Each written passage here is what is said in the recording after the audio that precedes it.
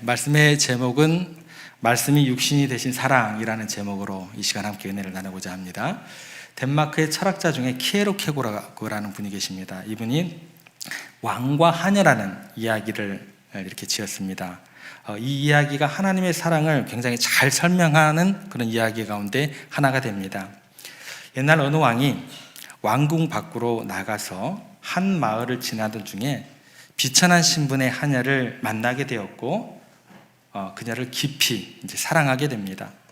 그녀의 순수함과 아름다움이 그 왕의 마음을 사로잡았고 신분상 엄청난 그런 차이가 있음에도 불구하고 왕이 그 하녀와 혼인하기를 그렇게 간절히 원하게 됩니다.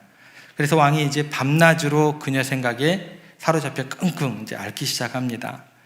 이런 왕의 모습을 지켜봤던 신하들이 도무지 이해가 가지 않는 거예요. 왕이 지금 뭐 하고 있는 것인가?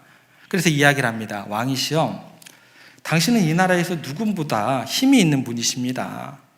그 누구도 왕의 명령을 거역할 수 있는 사람이 없습니다. 그 왕의 권한을 가지고 그녀를 그냥 데려오면 되는 거 아닙니까? 뭐 그렇게 고민을 하십니까?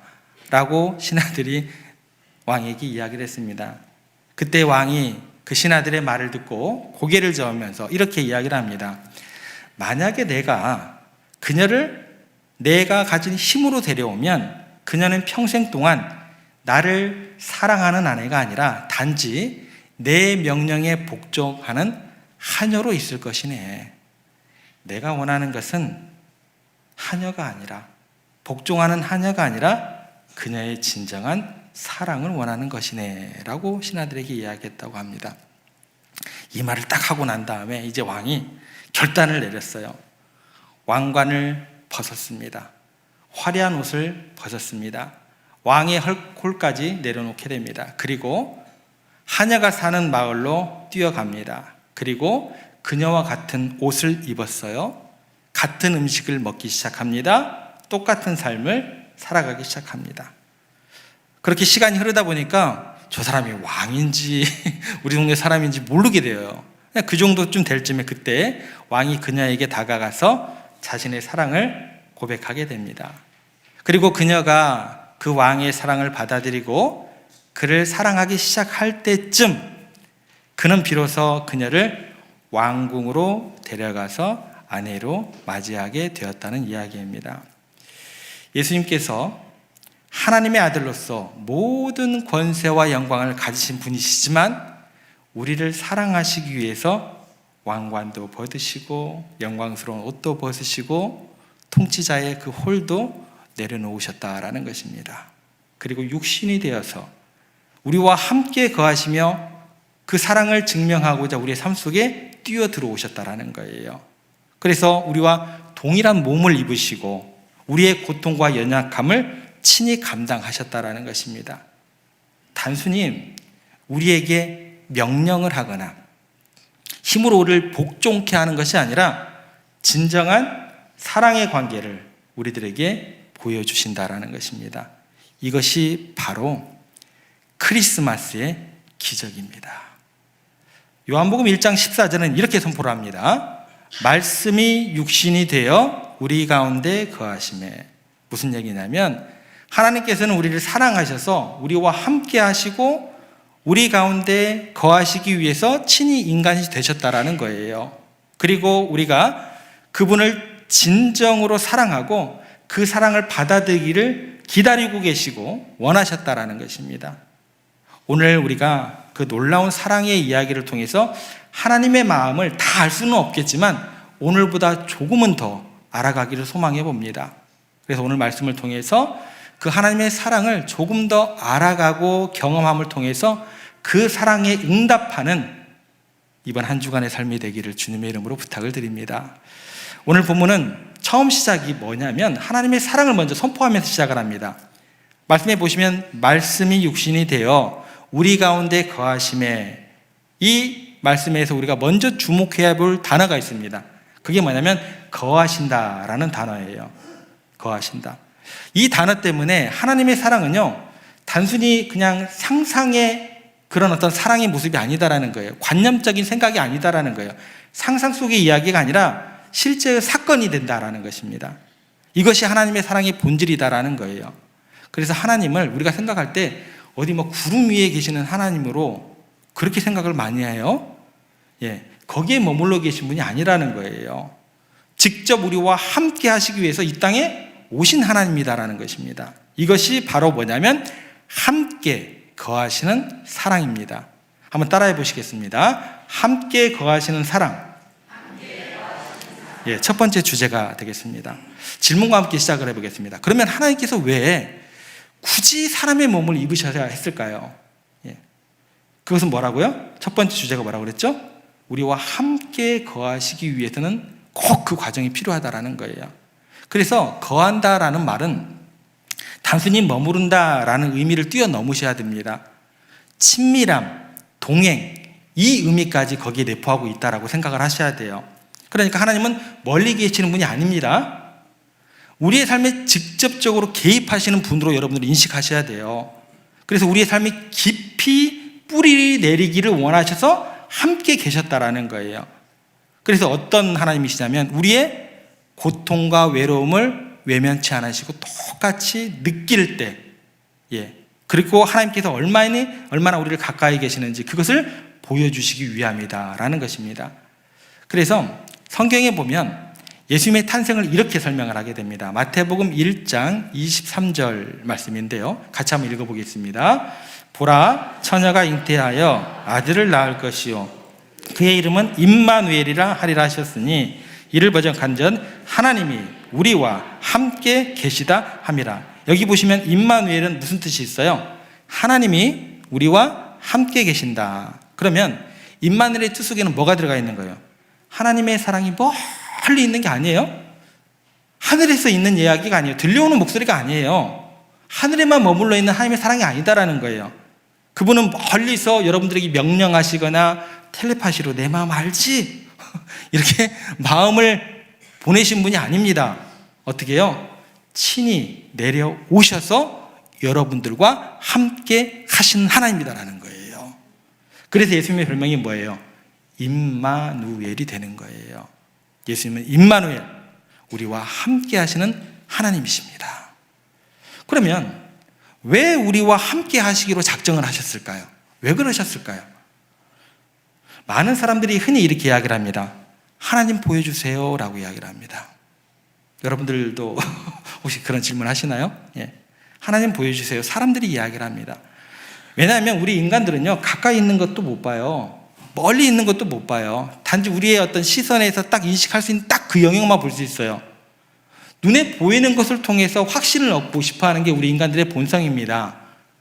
이런 인간들의 요구에 응답하시기 위해서 보이지 않는 하나님이 보이는 분으로 오신 분이 누구시냐면 바로 예수님이 되시는 거예요. 그래서 예수님의 삶과 사역과 말씀을 통해서 우리는 누구를 보게 되는 거예요? 하나님의 공의가 뭔지, 하나님의 사랑이 뭔지, 하나님의 은혜가 뭔지 우리가 눈으로 보고 마음으로 느낄 수 있게 되는 거예요. 그래서 예수님께서 요한복음 14장 9절에서 이렇게 이야기를 하십니다. 나를 본 자는 누구를 보았거늘? 하나님을 보았거늘. 이렇게 이야기를 하세요. 예수님이 누구의 얼굴이에요? 하나님의 얼굴이고 우리가 하나님을 이해할 수 있는 모든 것이 되십니다. 그래서 예수님께서 뭐라고 얘기를 하시냐면 나는 길이요 진리요 생명이 되신다. 뭐예요? 모든 것이 되신다라는 거예요. 정말 계시다면 나에게 좀 나타나줘 보세요, 보여주세요 라는 사람들의 질문에 대해서 하나님께서는 누구를 통해서? 예수님을 통해서 분명하게 우리들에게 대답해 주셨다라는 것입니다. 하나님께서 보이는 모습으로 오신 분이 예수님이시고 그 예수님께서 여러분들과 함께 하신다라는 거예요.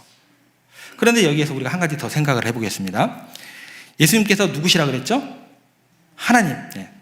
완전한 하나님이십니다. 그런데 완전한 하나님이시지만 동시에 완전한 인간으로 이 땅에 오셨다라는 거 꼭 기억하셔야 돼요. 그러니까 우리를 단순히 복종케 하는 것이 아니에요. 만약에 완전한 인간으로 오시지 않은 하나님이라고 한다면 여러분들에게 명령해가지고 너 이거 따로 안 따르면 가만 안 둬. 복종케 하는 그 영역의 하나님만 생각하시면 돼요. 그런데 하나님께서는 여러분들에게 어떤 사랑을 원하세요? 진정한 사랑.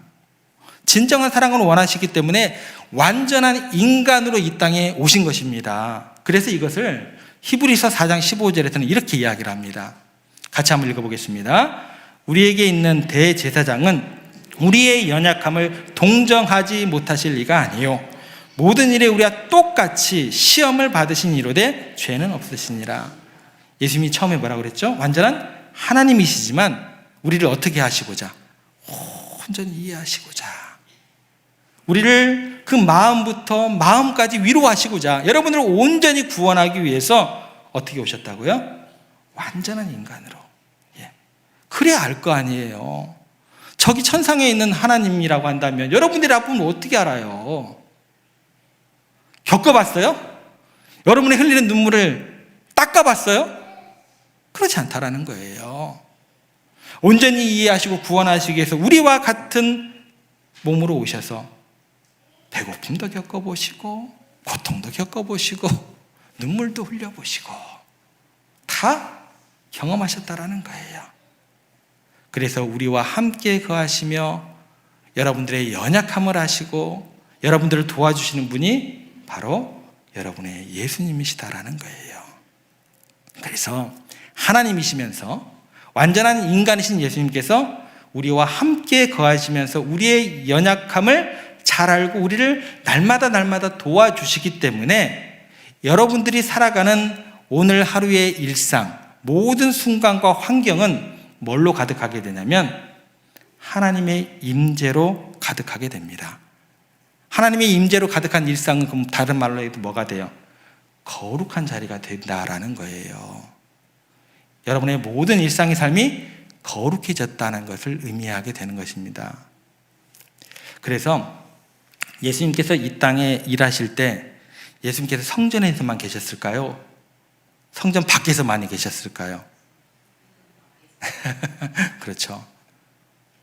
예수님께서 성전에서만 계시지 않으셨습니다.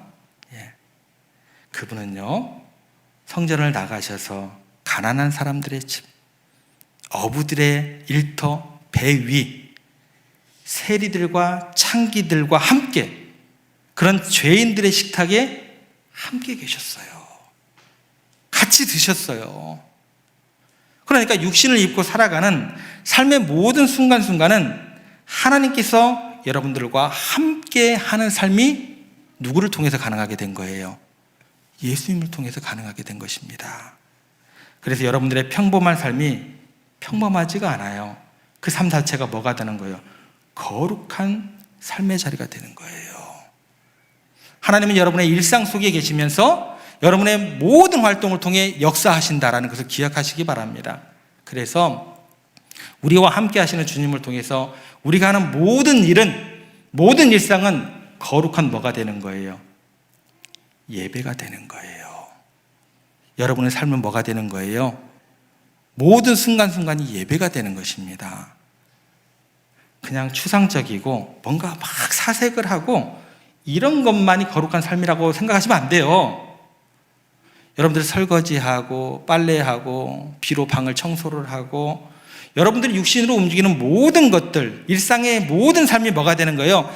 하나님께서 함께하고 있는 삶이라는 것을 예수님을 통해서 여러분들에게 알려주고 싶으신 것이다라는 것입니다. 그래서 거룩한 성령님이 어디에서 가장 강하게 역사하시느냐? 여러분의 삶의 현장입니다. 가정입니다. 직장입니다. 하나님께서 우리와 함께 하시고 그곳에 성령가 있는 것을 믿으시기를 바랍니다.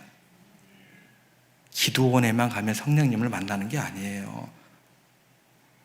특별한 일이 없으면 기도원 가지 마세요. 괜히 다른 소리 듣고 오세요. 교회에 와야만 하나님의 은혜가 임하는 것이 아닙니다. 여러분의 삶의 모든 처소에 하나님께서 함께 계신다는 것을 믿으시기를 바랍니다. 좀 분위기를 바꿔볼게요. 이번에는 말씀이 우리 가운데 거하신다라는 이 말씀에서 우리가 지금까지 뭐를 살펴봤죠? 거하신다라는 단어에 집중을 했습니다. 이번에는 우리 가운데라는 말씀에 좀 집중을 해보겠습니다. 좀 다른 각도로 접근을 해볼게요. 우리 가운데라는 것은 무슨 말이 되냐면, 우리라는 것은 뭐예요? 갑자기 국어 시간도 아닌데 너와 나가 뭐예요? 네, 그렇죠. 대답을 해주셔야죠. 너와 나가 우리예요, 그죠? 그러니까 우리 가운데라는 것은 뭐냐면 너와 나 사이에 누가 계신다라는 거예요? 하나님이 계신다라는 거예요. 그러니까 하나님과의 관계가 인간 관계하고 똑같다라는 것이 되는 것입니다. 여러분, 우리와 함께 하신 하나님이시기 때문에 우리는 하나님을 어디에서 발견하고 있어요? 우리 가운데. 에서 하나님을 발견할 수 있게 되는 거예요. 하나님은 우리의 관계 속에 나타나시는 하나님이시다라는 거예요. 우리가 그러면 다른 사람을 만나서 하는 그 대화 가운데, 그 일상 가운데 바로 그곳의 그 순간에 누가 함께 계신다는 거예요? 하나님께서 함께 계신다는 거예요. 그래서 여러분들이 다른 사람을 대하는 태도와 행동은 곧 누구에게 대하는 태도가 되는 거예요? 하나님께 대하는 태도가 되는 겁니다. 하나님은요, 단지 하늘 위에서 여러분들의 개인적인 간구의 기도만 들으시는 분이 아니라 우리가 맺는 관계와 그 대화를 통해서 역사하시는 분이시다라는 것입니다. 그래서 예수님께서 어떻게 이야기를 하시냐면 하나님을 사랑하면 그 다음에 어떻게 하라고요? 내 이웃을 내 몸같이 사랑하라 라고 이야기를 하십니다. 그래서 여러분, 기독교는요, 명상의 종교가 아닙니다. 수행의 종교가 아닙니다. 혼자 묵상하면서 깨닫는 그런 종교가 기독교가 아닙니다. 착각하시면 안 돼요. 만나는 사람, 모든 순간순간이 더 누구를 만나는 것이 되는 거예요? 하나님을 만나는 모든 순간이 된다는 것입니다. 다른 사람들과의 관계 속에서 하나님의 관계가 주어진다는 거예요. 그래서 예수님께서 생애 전체를 통해서 이것을 보여주십니다. 그분은 사람들과 함께 먹기를 탐했던 분입니다. 항상 먹고 다녔어요. 예. 병자들을 찾아가시고 고치시고 죄인들을 찾아가시고 그들과 시간을 보내셨어요. 삶 자체가 예배이셨고 모든 만남이 무슨 현장이냐면 신앙의 현장이 되었습니다. 여러분의 삶 자체가 하나님과의 동행이며 매 순간 만나는 사람을 통해서 하나님을 경험하는 자리가 됨을 잊지 마시기 바랍니다. 삶과 신앙이 분리되지 않는 것이 뭐냐면 기독교의 본질입니다. 그래서 예수님께서 이런 말씀을 하십니다. 누가복음 17장 21절 말씀에 이런 말씀이 있습니다. 하나님의 나라가 여기 있다 저기 있다 말하지 마라. 하나님의 나라는 어디에 있다고요? 예, 너희들 가운데, 우리들 가운데 있다라는 것입니다. 하나님의 나라는요, 특정한 장소에만 국한되지 않습니다. 하나님의 나라는 바로 여러분의 삶 가운데, 여러분의 관계 속에 있다라는 것입니다. 여러분들이 하나님의 임재를 믿는다면 매 순간 여러분들의 삶이 하나님의 나라의 일부가 되심을 믿음으로 고백하시기를 바랍니다. 그래서 여러분, 예배는요, 개인적인 묵상에 머무르면 안 됩니다. 그래서 예배라는 것은 어떻게 드려야 하냐면 전체가 함께 모여서 드리는 게 뭐가 되는 거예요? 진정한 예배가 되는 거예요. 혼자서 나는 저 사람 꼴도 보기 싫어. 나 저 사람 때문에 하나님 한자도 나오기 싫어. 그래서 혼자 예배 드리면 돼요, 안 돼요? 진정한 예배가 안 됩니다. 왜요? 하나님은 우리 가운데 거하시는 분이기 때문에 그래요. 천국이 우리 안에 있다는 것을 믿으시기를 바랍니다. 그래서 하나님께서 인간이 되시고 이 땅에 오신 사건, 이거를 다른 말로 얘기하면 성육신이라고 해요. 이 성육신은 단지 과거의 이례적인 사건이 아닙니다. 너와 나 사이는 매 순간, 모든 순간에 성육신이 구현되는 자리가 되는 거예요. 그래서 여러분들이 만나는 만남은요, 순간이지만, 만남이 순간이라고 그러니까 갑자기 만남은 우연이 아니다라는 독사의 노래가 생각이 나는데 그쪽으로 가시면 안 돼요. 우리의 만남은 순간이에요. 그죠? 순간이지만 하나님께서 우리와 함께 하시기 때문에 우리의 만남은 영원한 가치를 가지게 되는 것입니다. 마지막으로 한 가지 더 고민해 보겠습니다. 말씀이 우리 가운데 거하신다 라고 했을 때, 우리가 거하신데 우리 가운데에서 이번에 우리가 생각해야 될 것 다른 한 가지는 큰 은혜에 대한 그런 내용으로 한번 생각해 보겠습니다. 우리 가운데 거하신다 했을 때 가장 앞에 나오는 단어가 뭐예요? 우리입니다. 우리. 예. 우리는 어떤 사람들입니까? 여러분들은 어떤 사람들이에요? 좀 의로운 사람들이세요? 우리들은 죄인들입니다. 그죠? 마음이 간사하고 외식할 줄 알고 또 악한 그런 사람들인데 우리와 같아지시려고 우리와 같은 모습으로 오시고 그렇게 같아지신 분이 우리 예수님이다라는 것입니다. 하나님께서 영광스러운 그분이 우리를 사랑하시기 위해서 하늘 보좌를 버리시고 천하디 천한 이 땅에 함께 오시고 그것도 모자라 우리가 함께 거하신다는 것은 놀라운 은혜가 아닐 수 없다라는 거예요. 그런데 우리는 어떻게 살아가냐면 종종 구원의 감격을 잃어버리고 내 마음대로 살아가기를 좋아합니다. 하나님의 은혜를 받았음에도 불구하고 내 자신의 유익과 욕망을 따라서 살아가는 경우가 얼마나 많은지 모르겠습니다. 하나님께서 우리 가운데 거하시는 이 놀라운 성탄의 기쁨이 우리에게 주어졌다고 한다면 우리는요, 어쩌면 하나님의 거룩한 이름, 예수 그리스도의 이름을 높이기 위해서 이 시대 가운데 땅바닥에 떨어진 그분의 영광을 위해서 내게 주신 영광, 내게 주신 재능, 내게 주신 물질, 힘과 생명을 다해서 그분을 자랑할 수 있는 우리들이 되어야 할 것입니다. 오래전에 미국의 민주당 대통령 후보 가운데 지명전에 출발했던 제이스 잭슨이라는 목사님이 계십니다. 이분이 이런 연설을 해가지고 굉장히 그 연설문 자체가 유명해지게 됩니다. 내용은 이렇습니다. 나의 경쟁자 두카키스 양치는 의사와 교사였고 나의 부모님은 하인이었고 미용사였고 경비원이었습니다. 두카키스는 법률을 공부했고 나는 신학을 공부했습니다. 우리 둘 사이에는 종교와 인종의 차이, 경험과 관점의 차이가 있었습니다. 그러나 미국이란 나라의 진수는 우리가 하나 되는 것입니다. 두카키스의 선치는 이민선을 타고 미국에 왔고 나의 선조는 노예선을 타고 미국에 왔습니다. 그러나 우리의 앞세대가 무슨 배를 타고 미국에 왔던지 간에 그와 나는 지금 같은 배를, 한 배를 함께 타고 있는 것입니다.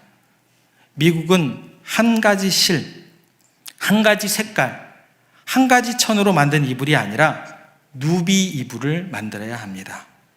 내가 어린 시절 나의 어머니께서는 털 헝겊, 실크, 방수천, 부대자루 등 그저 구두나 간신히 닦아낼 수 있는 조각천을 모으셨습니다. 그리고 그 조각천을 가지고 어머니는 힘찬 손놀림과 튼튼한 끈으로 조각천들을 꿰매고 훌륭한 누비 이불을 만드셨습니다.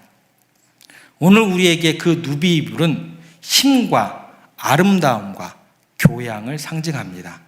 이제 우리도 이른바 누비 이불을 만들어야 할 때가 도래한 것 같습니다. 여러분, 우리가 살아가는 이 세상은요, 안타깝게도 갈수록 높은 위치에서 힘과 권력을 가진 사람들이 그렇지 못한 이들 사이에서 더 큰 간격을 벌리려고 노력하는 세상이 되어져 가는 것 같습니다. 빈부의 격차를 아예 뛰어넘지 못하도록 만들어가는 것 같아요. 개천에서 옛날에는 용이 났었는데 요즘에는 개천에서 용이 안 나게 만들어버리는 것 같아요. 개천에서 용이 나야 그게 성경적인 것입니다. 그게 복음적인 것이에요. 독사굴에 어린아이가 손을 넣는 게 그게 하나님의 나라예요. 이러한 간격을 약자들을 더욱 소외시켜버리고 우리 사회를 조각조각 만들어가는 그런 안타까운 나쁜 영, 마귀의 영들이 그렇게 속삭임에 따라서 움직이는 그런 이 땅의 모습들이 되어져 가는 것 같아요. 높은 위치에 있고 힘을 가진 사람들, 자신의 위치만 어떻게 해서든 지키려고 하지만 성육신 하셔서 우리 가운데 거하시는 주님은요, 모든 특권을 내려놓으시고 함께 거하는 자리로 여러분들을 초대하고 계십니다. 말씀이 육신이 되어 오신 성탄은요, 그래서 함께 거하시는 사랑입니다. 모든 벽을 허물고 모든 사람을 하나로 묶는 힘이 거기에 있는 거예요. 하나님께서는 우리 인간들의 고통과 연약함 속으로 직접 뛰어 들어오셔서 서로 다른 그 조각 천들을 어우러져서 아름다운 누비 이불을 만드는 그런 기적을 이루셨다라는 거예요. 여러분, 점점 날씨가 추워지는 이 겨울, 성탄의 계절에 모든 사람의 마음을 따뜻하게 덮어줄 수 있는 누비 이불을 여러분들이 만드셔야 돼요. 우리 세종교회가 만들어야 돼요. 이 땅의 성도들이 만들어야 돼요. 이 땅의 교회들이 만들어야 돼요. 제발 힘과 아름다움과 교양을 갖춘, 상식을 갖춘 성도들이 되어야 합니다. 그런 교회들이 되어야 합니다. 그런 권력자들이 되기를 위해서 교회들은 기도해야 됩니다. 말씀이 육신이 되어서 우리 가운데 거하셨다는 것은 단지 하늘 영광을 여러분들에게 나눠주기 위해 오신 사건이 아닙니다. 하나님께서 우리와 함께 하시기 위해 낮아지신 실제적인 사랑입니다. 성육신 하시고 우리 가운데 거하시는 주님은 모든 특권을 내려놓으시고 함께 거하는 자리로 이 땅의 믿음의 백성들을 부르실 것입니다. 오늘도 부르고 계십니다. 그 초대에 기꺼이 응하시는 여러분들과 세종의 모든 성도들 되시기를 주님의 이름으로 간절히 부탁드립니다. 이 성탄의 계절에 하나님의 사랑이 여러분의 삶을 통해서 여러분의 가정과 교회와 그리고 이 나라와 민족 가운데 누군가를 따뜻하게 덮어줄 수 있는 그런 누비 이불을 만들어 가시기를 다시 한번 부탁을 드립니다. 말씀이 육신이 되어서 우리 가운데 거하셨던 그 놀라운 사랑이 여러분의 삶 속에서 빛나기를, 이 땅의 믿음의 백성의 삶 속에서 빛나게 되기를, 이 땅의 교회들을 통해서 진정으로 빛나게 되기를, 그럼을 통해서 하나님이 기뻐하시는 교회요, 성도들이 행복한 교회를 이루어 가시기를 주님의 이름으로 부탁드립니다.